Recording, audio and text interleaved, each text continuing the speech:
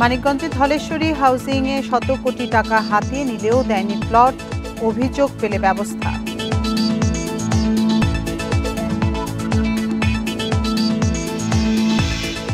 ব্রাহ্মণবাড়িয়ায় অ্যাম্বুলেন্সে ডাকাতি, নারীসহ আহত ৯, চাহিদা মতো অর্থ না পেয়ে মরদেহেও আঘাত।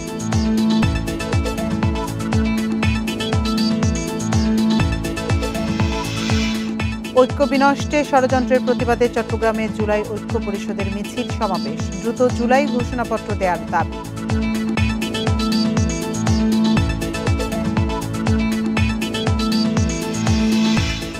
থাইল্যান্ডের জুলাই যোদ্ধা হাসানের মৃত্যু, বিএনপি ক্ষমতায় গেলে অভ্যুত্থানে হতাহতদের দায়িত্ব নেবে মন্তব্য রিজভীর।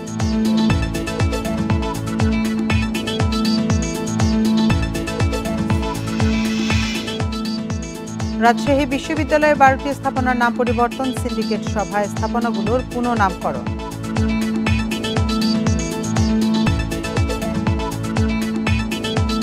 এই ঈদে জামা জুতো অ্যাক্সেসরিজের ডিসকাউন্ট। স্বাগত সমগ্র বাংলাদেশে, আপনাদের সাথে আছি আমি আতিফ আঞ্জুমান। শিরোনাম শুনছিলেন এতক্ষণ, এবার চলে যাচ্ছে পুরো খবরে। মানিকগঞ্জে চটকদার বিজ্ঞাপন দেখিয়ে হাজারো গ্রাহকের কাছ থেকে শত কোটি টাকা হাতিয়ে নিলেও বুঝিয়ে দেওয়া হয়নি প্লট। ধলেশ্বরী হাউজিং লিমিটেডের বিরুদ্ধে উঠেছে প্রতারণার এমন অভিযোগ। প্লট তো দূরের কথা, এখন পর্যন্ত প্রবেশ গেট ছাড়া কোনো অবকাঠামোই নির্মাণ হয়নি। রাজনৈতিক প্রভাব খাটিয়ে জমি দখলেরও অভিযোগ রয়েছে। এ বিষয়ে আনুষ্ঠানিক অভিযোগ পেলে তদন্ত করে ব্যবস্থা নেওয়ার আশ্বাস প্রশাসনের। 2010 সালে ধলেশ্বরী হাউজিং প্রকল্প 1 থেকে 4% জমি নেন প্রবাসী লুৎফুর রহমানের স্ত্রী ঋতু রহমান। এককালীন 10,000 টাকা এবং 4,000 টাকা করে মাসিক কিস্তি দেন। 2020 সালে পরিশোধ করেন কিস্তির 5 লাখ টাকা।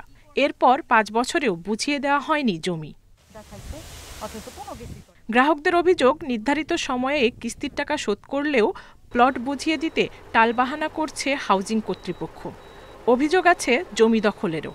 তারা আমাদের প্রজেক্টটা বুঝিয়ে দিতেছেন, আরো ধানাই পানাই করতেছে যে অমুক বছর দেওয়া হবে এতজন, অমুক বছর অতটি, এরকম দেওয়া হবে। সরকারি খাস জমি আছে কিন্তু এটার ভিতরে, তারা খাস জমি সহ কিন্তু মাটি ফিলিং কেটে পড়ছে। এদিকে ধলেশ্বরী হাউজিং কর্তৃপক্ষের দাবি, করোনার সময় প্রকল্পের কাজ পিছিয়ে যায়। এবছরই ফের শুরুর আশ্বাস তাদের।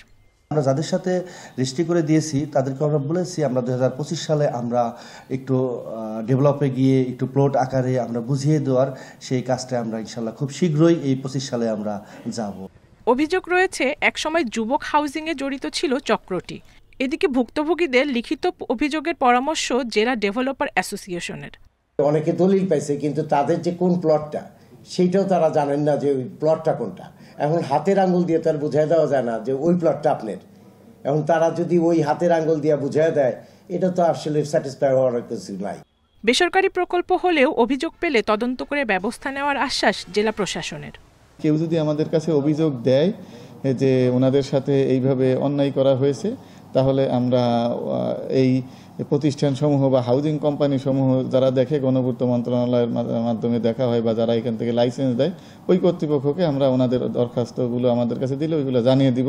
1.5 দশক আগে ঢাকা আরিচা মহাসড়কের পাশে কালিয়ানী ও তাঁতি কালিয়াটি মৌজার গজারির বিলের পরিত্যক্ত ডোবা ভরাট ও কিছু জমি নিয়ে গড়ে তোলা হয় এই হাউজিং।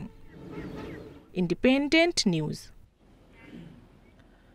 ব্রাহ্মণবাড়িয়ার নাসিরনগরে মরদেহবাহী অ্যাম্বুলেন্সে ডাকাতির অভিযোগ উঠেছে। এ সময় অ্যাম্বুলেন্স ভাঙচুরের পাশাপাশি হামলায় আহত হয়েছেন নারীসহ 9 জন। লুট করা হয় মোবাইল ও অর্ধলক্ষ টাকা। বৃহস্পতিবার মধ্যরাতে উপজেলার বুড়িশ্বর ইউনিয়নের তিলপাড়া এলাকায় ঘটনা ঘটে। ভুক্তভোগীরা জানায়, ঢাকার একটি হাসপাতাল থেকে অ্যাম্বুলেন্সে মরদেহ নিয়ে বাড়ি ফিরছিলেন তারা। তিলপাড়া এলাকায় পৌঁছালে সড়কে গাছ ফেলে তাদের গতিরোধ করে ডাকাতরা। পরে অ্যাম্বুলেন্সে হামলা ও ভাঙচুর চালায় তারা। দেশীয় অস্ত্রের মুখে লুট করে 9টি মুঠোফোন ও নগদ অর্ধলক্ষ টাকা। চাহিদা মতো মালামাল না পেয়ে মরদেহকেও আঘাত করা হয়। পুলিশ বলছে, খবর পেয়ে ঘটনাস্থলে গেলে পালিয়ে যায় ডাকাতরা। জড়িতদের ধরতে অভিযান চালাচ্ছে আইন শৃঙ্খলা রক্ষাকারী বাহিনী।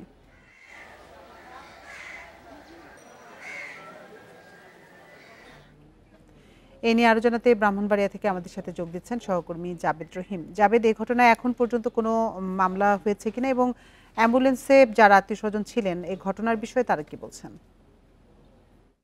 জি, আপনি জানেন যে গত রাতে 1টার পরে নাসিরনগরের পূর্ববাগ ইউনিয়নের পুরীশ্বর ইউনিয়নের তিলপাড়ায় এই ডাকাতির ঘটনাটি ঘটেছে এবং এখানকার যারা স্থানীয় লোকজন আছেন, ঘটনার পরে যারা গিয়েছেন তারা জানিয়েছেন এবং অ্যাম্বুলেন্সের যে চালক তিনি জানিয়েছেন যে 10-15 জনের একটি ডাকাত দল এই গাড়িটি থেকে হামলা করে দেশীয় অস্ত্রশস্ত্র সহ এবং সেই সময় লাশের উপরও হামলা করা হয় বলে তার যারা ছিলেন অ্যাম্বুলেন্সে তারা সেটি দাবি করছেন। আজকে শুক্রবার নিহতের নামাজের জানাজা এবং অন্যান্য কারণে তার পরিবারের সদস্যরা ব্যস্ত আছে এবং এই ব্যাপারে আপনার পুলিশ ঘটনার পর সেখানে পুলিশ গিয়েছিল রাতে এবং পুলিশ যারা ঘটনার সঙ্গে জড়িত তাদেরকে ধরার চেষ্টা করছে।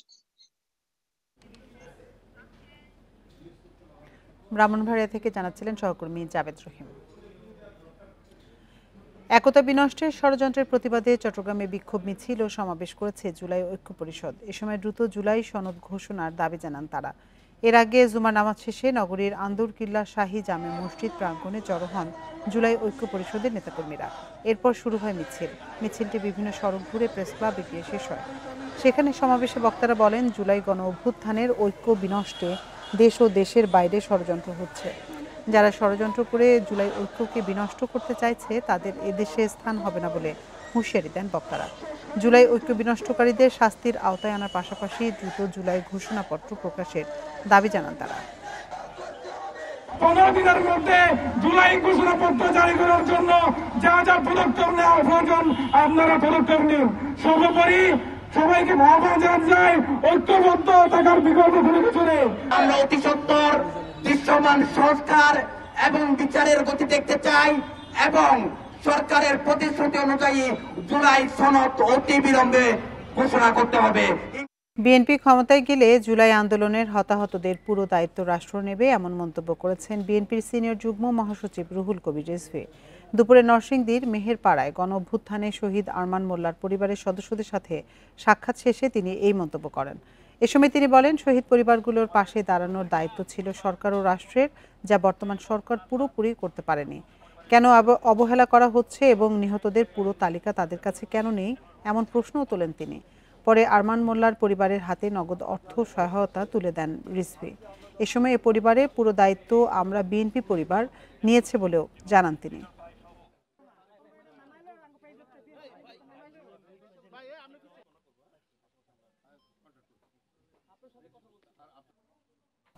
বিএনপি যদি ক্ষমতায় আসে, প্রতিটি শহীদ এবং যারা আহত হয়েছেন প্রত্যেকটি দায়িত্ব তখন রাষ্ট্র দায়িত্ব পালন করবে। তাদের প্রত্যেকেরই চিকিৎসার খরচ এবং যে পরিবারে যারা শহীদ হয়েছেন সেই পরিবারের দায়িত্ব রাষ্ট্র বহন করবে।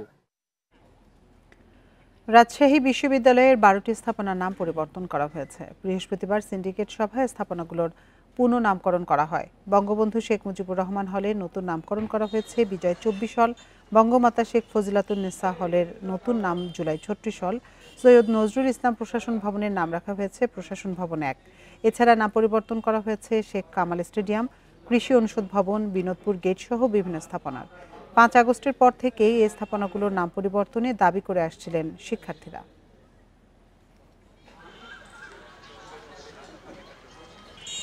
কোরবানির ঈদ সামনে রেখে হাটে গরু বিক্রির পাশাপাশি অনলাইনেও বেচাকেনা জমজমাট কাটছে ব্যস্ত সময় খামারিদের। তারা বলছেন, এবার মাঝারি আকারের গরুর চাহিদা বেশি, তবে পশু খাদ্যের দাম বাড়ায় লাভ নিয়ে শঙ্কায় খামারি ব্যবসায়ীরা। কোরবানির ঈদকে সামনে রেখে এবার কুষ্টিয়ায় প্রস্তুত 2 লাখ পশু। গত 2 বছর খামারিরা লোকসানে পড়লেও এবছর তা কাটিয়ে ওঠার আশা করছেন। গরু লালন পালন করছেন সম্পূর্ণ প্রাকৃতিক পদ্ধতিতে। ছাল, গোড়া, ফেসারি, ধানের গোড়া, চিকন চাল, মোটা ভসি, বিচুলি ঘাস এগুলোই খাওয়াই। পথে যাচ্ছে মানে আমার ভয় দেখায়, এই নিরাপত্তা আমার নাই। আমাদের কুষ্টিয়ার চাহিদা পূরণ করে প্রতি বছরের নয় এ বছরও বাংলাদেশের অন্যান্য জায়গাতে আমরা অতিরিক্ত গবাদি পশু আমরা সরবরাহ করতে পারবো। দক্ষিণ পশ্চিমাঞ্চলের সবচেয়ে বড় পশুর হাট মেহেরপুরের বামুন্দি নিশিপুর। এখান থেকে গরু কিনতে দেশের নানা প্রান্ত থেকে আসছেন ব্যবসায়ীরা। প্রচুর গরু আমদানি হয়, আমরা প্রতি বছরই আসি গরু কিনি। যশোরের শার্শা ও বেনাপোলে পশু খামারিদের কাটছে ব্যস্ত সময়, তবে গোখাদ্যের দাম বাড়ায় লাভ নিয়ে শঙ্কায় তারা। দানাদার খাদ্যের দাম হিসেবে গরুতে লাভবান হতে পারবো কিনা তা আশা করতে পারছি না। ময়মনসিংহে খামারের পাশাপাশি অনলাইনে শুরু হয়েছে পশু কেনাবেচা। এবছর মাঝারি আকারের গরুর চাহিদা বেশি বলছেন খামারিরা। আমাদের 30টা থেকে 6টা গরু ঢাকা সেল হয়ে গেছে, আরও রেসপন্স আসতেছে আলহামদুলিল্লাহ। পশু লালন পালন ও চিকিৎসা সহ নানা পরামর্শ দিচ্ছেন প্রাণী সম্পদ কর্মকর্তারা।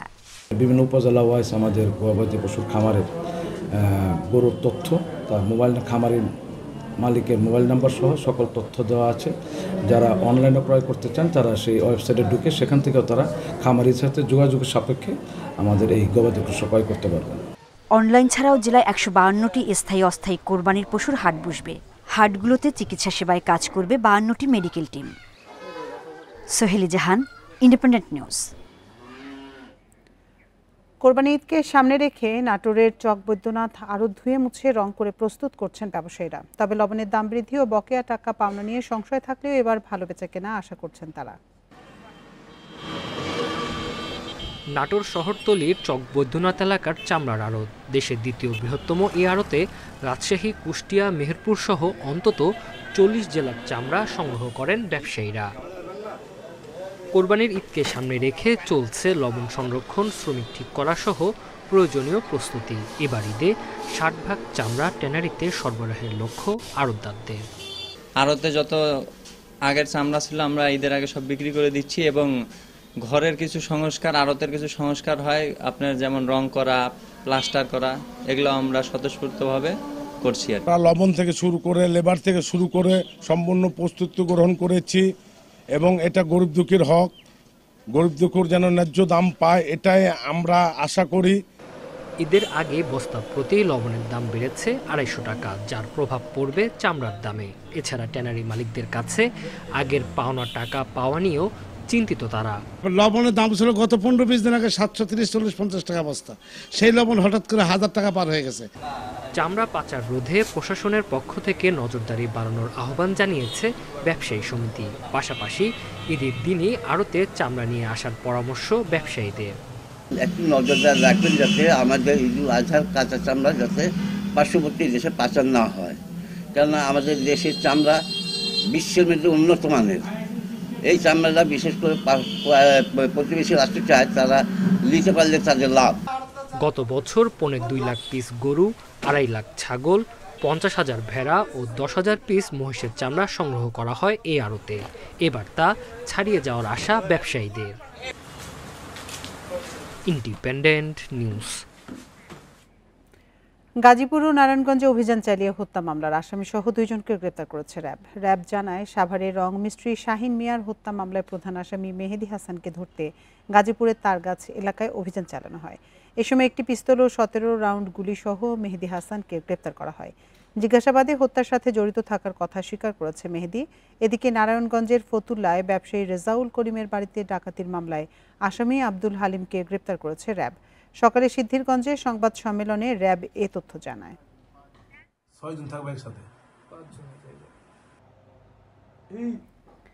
বিএনপির ভারপ্রাপ্ত চেয়ারম্যান তারেক রহমানের নির্দেশে চাঁদপুরের কচুয়ায় বিভিন্ন স্কুলে শিক্ষা উপকরণ বিতরণ করা হয়েছে। শুক্রবার দিনব্যাপী শিক্ষার্থীদের মাঝে এসব উপকরণ বিতরণ করা হয়। শিক্ষার্থীদের মাঝে খাতা, কলম, শিক্ষকদের জন্য ডায়েরি ও কলম বিতরণ করেন অস্ট্রেলিয়া বিএনপির সাবেক সাংগঠনিক সম্পাদক প্রকৌশলী হাবিবুর রহমান। এ সময় বিভিন্ন শিক্ষা প্রতিষ্ঠানে বৃক্ষরোপণ কর্মসূচিরও উদ্বোধন করা হয়।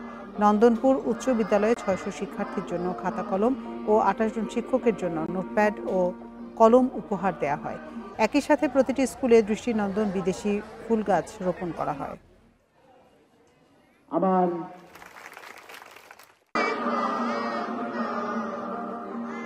উত্তর বঙ্গোপসাগর ও সংলগ্ন এলাকায় গভীর মেঘ সৃষ্টি হয়েছে। এতে সকাল থেকে উপকূল এলাকা মেঘাচ্ছন্ন। নদ নদীর পানি উচ্চতা কিছুটা বৃদ্ধি পেয়েছে, কিছুটা উত্তাল রয়েছে সাগর। ফলে উপকূলীয় এলাকায় এবং বন্দরগুলোর উপর দিয়ে ঝোড়ো হাওয়া বয়ে যাওয়ার শঙ্কা করছে আবহাওয়া অফিস। পটুয়াখালীর পায়রাসহ দেশের সব সমুদ্র বন্দরকে 3 নম্বর স্থানীয় সতর্ক সংকেত দেখিয়ে যেতে বলা হয়েছে। মাছ ধরার ট্রলারগুলোকে উপকূলের কাছাকাছি থেকে সাবধানে চলাচল করতে বলা হয়েছে।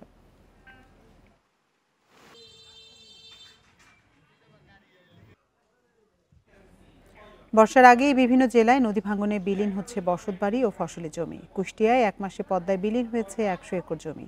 রংপুরে তিস্তার ভাঙনে এক সপ্তাহে বসতঘর হারিয়েছে 450 পরিবার। ভাঙন শুরু হয়েছে নোয়াখালীর বামনী নদীতেও। ভাঙন রোধে অগ্রাধিকার ভিত্তিতে কাজ চলছে জানিয়েছে পানি উন্নয়ন বোর্ড। পদ্মার ভয়াল আগ্রাসনে দিশেহারা কুষ্টিয়ার দৌলতপুরের মরিচা ইউনিয়নে 26,000 মানুষ। প্রতিদিনই নদীতে বিলীন হচ্ছে ফসলি জমি ও বসতবাড়ি। স্থানীয়দের অভিযোগ, ভাঙন রোধে সরকারি বরাদ্দের মোটা অংশ যায় ঠিকাদারদের পকেটে। আমাদের এই জায়গায় থেকে 3 কিলোমিটার দূরে নদী ছিল, সেখান থেকে নদী এইরকম ভাঙতে ভাঙতে ভাঙতে এই জায়গায় চলে আসছে। যেসব এলাকায় ভাঙন শুরু হয়েছে সেসব জায়গায় জিওব্যাগ ফেলার কথা জানান পাউবো কর্মকর্তারা। স্থায়ী বাঁধ নির্মাণ কাজও শুরু হবে দ্রুত। এই ভাঙনকে প্রোটেকশন করার জন্য 1 কিলোমিটার জায়গায় আমরা পরিচালন ব্যয় খাতের আওতায় আমরা 1 কিলোমিটার কাজ বাস্তবায়ন করছে, যার প্রাকলিত মূল্য প্রায় 20 কোটি টাকা। সেখানে আমাদের এখন জিওব্যাগ ডাম্পিংয়ের কাজ চলমান আছে। তিস্তার ভাঙনে রংপুরের 3 উপজেলা চরাঞ্চলে অন্তত 800 বসতঘর ও 50 হেক্টর জমি বিলীন হয়েছে। পাউবো বলছে, বেশি ঝুঁকিপূর্ণ 20 থেকে 22 কিলোমিটার এলাকার বাঁধের সংস্কার কাজ চলছে। এখন তিস্তা দেখেন, এখনো অসময়, এখনো সময় আসে নাই, এখনো ভাঙতেছে। এখন এই যে পানি আসতেছে, আবার এই যে মনে করো তার আগে বাড়িঘর নিয়ে যাওয়া মানুষের জায়গা থামিয়ে আছে। ইতিমধ্যে পানি সম্পদ মন্ত্রণালয়ের মাননীয় উপদেষ্টা মহোদয়ের নির্দেশক্রমে 19.5 কিলোমিটার সতর্কতামূলক নদী তীর সংরক্ষণ কাজ ইতিমধ্যে চলমান রয়েছে। নোয়াখালীর কোম্পানিগঞ্জে বামনী নদীর ভাঙনে নিঃস্ব হচ্ছে অসংখ্য পরিবার। 2021 সালে প্রায় 23 কোটি টাকা ব্যয়ে নির্মিত রেগুলেটর চালু না করায় ক্ষুব্ধ স্থানীয়রা। এই বাঁধটা না হওয়ার কারণে লবণাক্ত পানি ঢুকি আমাদের অনেক হাজার হাজার একর জমিন কৃষি নষ্ট, ফসল নষ্ট হয়ে যাচ্ছে। 5 থেকে 6 কিলোমিটার বলকবাদ না করে তাহলে 1 থেকে 2,000 পরিবার এই বর্ষার ভিতরে উচ্ছেদ হয়ে যাবে। এলাকাবাসীর অভিযোগ, বালু ব্যবসায়ীদের ট্যাঙ্কার চলাচলের কারণে নদীর সংযোগ খালের দুপাশেও ভাঙন দেখা দিয়েছে। রেশমি নন্দী, ইন্ডিপেন্ডেন্ট নিউজ। কিশোরগঞ্জে ভৈরবে ট্রাক চাপায় 2 জন নিহত হয়েছেন, আহত হয়েছেন অন্তত 10 জন। সকালে আকবরনগর বাসস্ট্যান্ড বাজার এলাকায় এ দুর্ঘটনা ঘটে। পুলিশ জানায়, কিশোরগঞ্জ থেকে ছেড়ে আসা ভৈরবগামী গাছ বোঝাই একটি ট্রাক বাসস্ট্যান্ড বাজার এলাকায় পৌঁছালে নিয়ন্ত্রণ হারায়। এ সময় সড়কে পাশে থাকা 2টি অটোরিকশাকে চাপা দিয়ে বাজারে ঢুকে পড়ে। এ সময় বাজার করতে আসা 2 জন চাপা পড়ে, এতে ঘটনাস্থলেই তাদের মৃত্যু হয়। আহত অটোরিকশার যাত্রী ও পথচারীদের বিভিন্ন হাসপাতালে ভর্তি করা হয়। এদিকে চট্টগ্রামের ফটিকছড়িতে নিয়ন্ত্রণ হারিয়ে মাইক্রোবাস উল্টে চালক জামাল উদ্দিন নিহত হয়েছেন।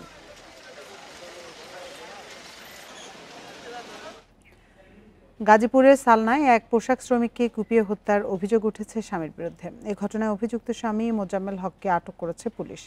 বৃহস্পতিবার রাত 11টার দিকে ইপসা গেট এলাকায় এ ঘটনা ঘটে। স্থানীয়রা জানায়, কারখানায় কাজ শেষে রাতে বাড়ি ফিরছিলেন শারমিন আক্তার। এ সময় তাকে ধারালো অস্ত্র দিয়ে এলোপাতাড়ি কুপিয়ে ফেলে রেখে যায় স্বামী।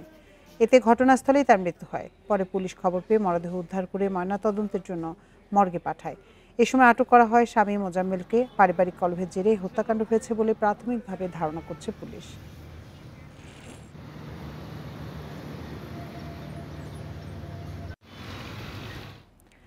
ঝালকাঠির রাজাপুরে জমি সংক্রান্ত বিরোধের জেরে প্রবাসী সাইদুল ইসলাম খান ও সোহেল খান নামে 2 ভাইয়ের বসত ঘরে আগুন দিয়েছে দুর্বৃত্তরা। বৃহস্পতিবার রাতে উপজেলার বদনীকাঠি গ্রামে এ ঘটনা ঘটে। আগুনে পুড়ে গেছে ঘরের মালামাল। ক্ষতিগ্রস্তরা জানান, তাদের অনুপস্থিতির সুযোগে রাতে দুর্বৃত্তরা ঘরে আগুন লাগিয়ে দেয়। আগুনে ঘরের আসবাবপত্র, ইলেকট্রনিক সামগ্রী সহ সবকিছু পুড়ে গেছে। ঘটনার সময় বিদ্যুৎ সংযোগ বিচ্ছিন্ন ছিল। আগুনে 10 লাখ টাকা ক্ষতি হয় বলে দাবি ভুক্তভোগীদের।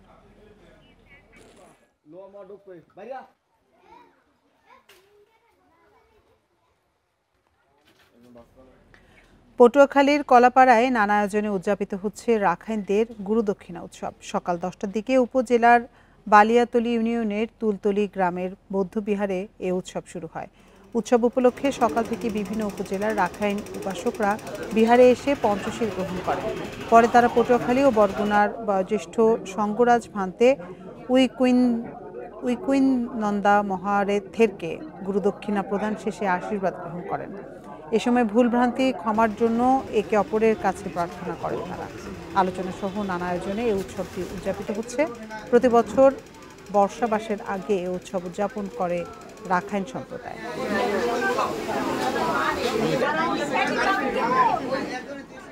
আর এই ছিল সমগ্র বাংলাদেশের আজকের আয়োজন। এতক্ষণ সাথে থাকার জন্য ধন্যবাদ সবাইকে।